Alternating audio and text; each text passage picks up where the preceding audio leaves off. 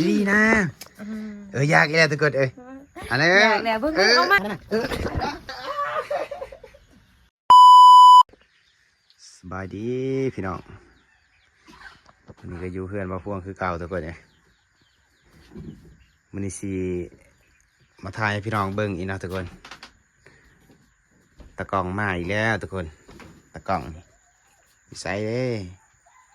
นี่ทุกคนนี่โอ้ถ่ายคลิปป่ะนี่มาแล้วมาทันเมื่อเนาะโอ้ถ่ายยังไงบ่เมื่อเนาะสบายดีพี่น้องพบกันตอนเพลงตอน10 โมงทุกคนบอกทันหมอกพี่นะ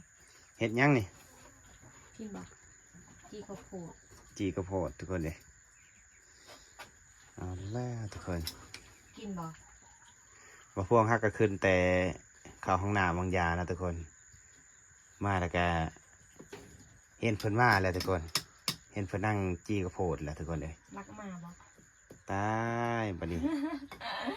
ซ้ำเพื่อนตัวเองเลยเนาะ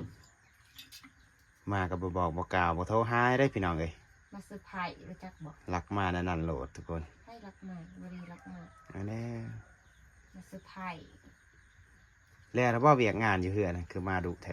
แล้วเพราะวิ่งเวียนไม่ค่อย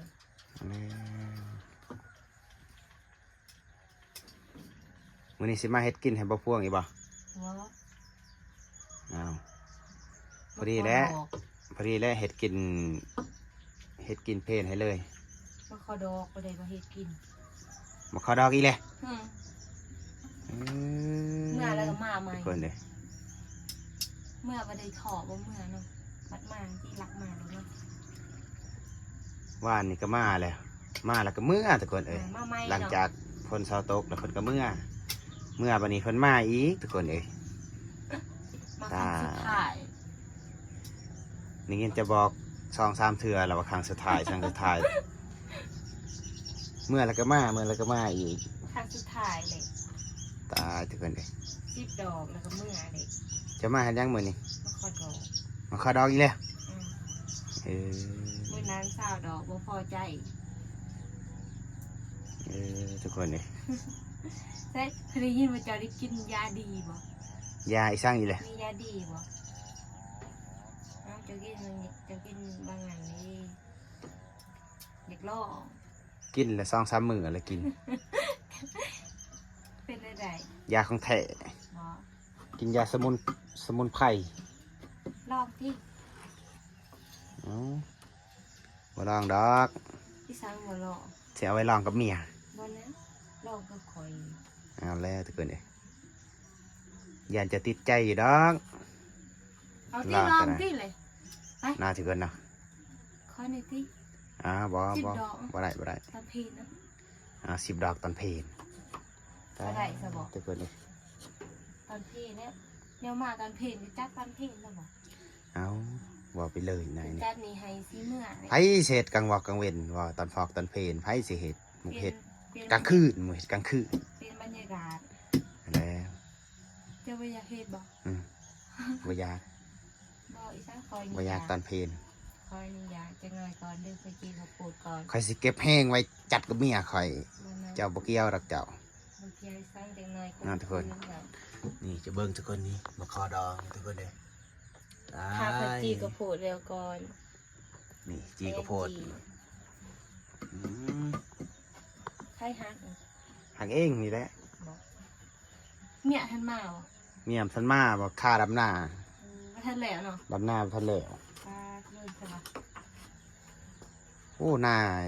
จากเท่าไรเฮกตาร์บ่ได้เมียเขาได้บ่แม่นไปซอยเมียนะบ่แม่นนาเมียดอกนาไม่เท่าแล้วเพิ่นก็มาซอยอ๋อค่อยคาเวียกเด้คาเฮ็ดเบิ่งสวนทางนี้บ่พวกเฮ็ดสวนได้มื้อปีนี้บ่เฮ็ดสวนกาแฟเฮ็ดสวนมันพี่น้องคือบ่อยากได้อยู่ดอกหากแต่บ่มีเจ้าเฮ็ดบ่เป็นดอกเจ้าเป็นแต่แนวนั้นนั่นแหละจันให้คอยคู่มือคอยออกส่วนนำคู่มือบ่ได้ดอกจะเป็นแต่มักกระเดงับพันแหละคอยงอเนี่ยคุณมักจับนะทุกคนบ่คัน คันจัดคู่มือนี้คอยแบบดุได้ บ่ได้ดอกบ่จัดให้ดอก อะไรบ่จัดหันแบบมันบ่ดุเฮ็ดอีหยังก็แบบบ่ไหวหั่นนะคันจัดให้นี่แบบอ๋อมีแห้งหั่นน่ะ คอนิตี้สิบ่ไหว เฮ้ยจะมียาดีได้จะบอก อันนี้ยาค่อยนะมันก็ตากไว้ นี่บ่ เออ โอ้ยาอีสังเลยนี่ กินแล้วลุก ฮะ กินแล้วลุก อีสังลูก เขาเองเลย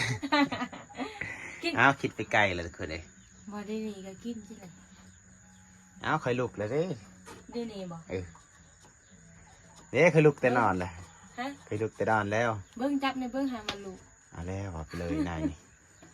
มาขอจับเอาพวงเลยทุกคนเอ้ยตายดอกเนี่ย ให้เจ้าเองว่าลูกลูก สิจับโดนหลีบ่ได้ได้ เบิ่งหา เอาแล้ว เบิ่ง เศร้านะ เบิ่งจะว่าลูกหา อีนายจริงเฮานี่แหละลูกมันเป็นอย่างอื่นลูก จี้เขาโผล่ตอนเด้อ คิดไปไกลเลยทุกคน เด้อโอ้ค่อยมาเมื่อยนี่ค่อยอยากไก่แล้วบ่ขอ10ดอกเลยนี่ครั้งสุดท้ายแล้วบัดนี้ บ่ ฮะ เก็บแห้งเอาไว้กับเมียข่อย อืม นี่ทุกคนตะกล้องมาจีกระโพดเด้อดิบะซุกแล้วบอกกระโพด นั่นซุปนี่เคยจับโลดกินน้ำบ่ บ่ เป็นหยัง เจ้ามาตอนใดวะเคยคือบ่เห็นเจ้ามาตอนเจ้ามา เคยเอิ่นเจ้าเคยบ่เห็นเจ้าให้ขึ้นมาเลย แล้ว เห็นแต่ลูกเจ้าน้อง เมื่อคืนนี้คือบ่มาเมื่อคืน เมื่อคืนบ่ อืม ฝนตกดิ ฝนตก เออ คันเมื่อคืนนี่คันมาตอนกลางคืนสิจัดให้อยู่แล้วจาก10 ดอก 10 ดอก เออ โอ้ไหนดีอ่ะ นี่บ่ได้มาตอนเพลนตั้งเจ้าตั้งเฮ็ดกินให้ข่อย เฮ็ดอีสังเลย เฮ็ดหยังก็เฮ็ด ซื้อหยังเลยกินแล้วบ่เขาเพลหยังบ่ ยังแล้วอ่ะกำลัง10 โมงทุกคนเบิ่งเอาเด้อนี่ทุกคนตะกล่องมาหาบ่พวงทุกคนเอ้ย โอ้ยสิไปถ่ายอีสังอายหมู มาแล้วก็ขอ จัง ด น้ อ อย ก เขาก็หูว่าคอย อืม มักจัดเนาะ เจ้าก็มักจัดอยู่แล้ว เอามาแล้วก็บัวยังร้ายเลยทุกคนมาแล้วก็ขอนี่โสดตายทุกคนเลย เคาะว่าแล้วก็เคาะได้ที่เลย ว่านะ ไปนะ จี้ฮะเผาซุก สุกเลย ทุกคนตะกล่องมีเตกจัดนะทุกคนเนาะ มันสุกเลยนี่ไปไป ซุกแล้วบ่ อืม ซุกก็กินเลย ไปกินน้ำบ่ อยากกินน้ ฮะ ำอยากกินน้ ไปกินน้ ำลองเบิ่งแสบอ่ะ ำใส่เสน่ห์ก่อน บอกไปเลยเด็กใหญ่นี่อยากเล่นคล้องแล้วเจ้าอย่าใส่คล้องเลยเด้ออืม ใส่ไปแบบเพียงให้เบาพวงลงคอยเด้อป่วยอ่ะ โอเค หอมดี แสบเนาะ ใส่บ่ แสบกูโพดจะจี เออใส่คือคอยนี่นะ เจ้าแสบกว่า ดีใจทุกคนเบาถึกใจแล้วก็ลุกมาเลยทุกคนเด้อเอาอยู่ดีนะทุกคนเด้อ ทั่ว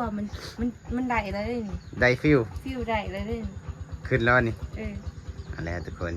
ไปสิ อยากจับจับ ฮะ จับเลยเลยเจ้า อ๋อ เอาดีๆนะ อืม อยากอีกแล้วทุกคนเอะไร อยากแล้วเบิ่ง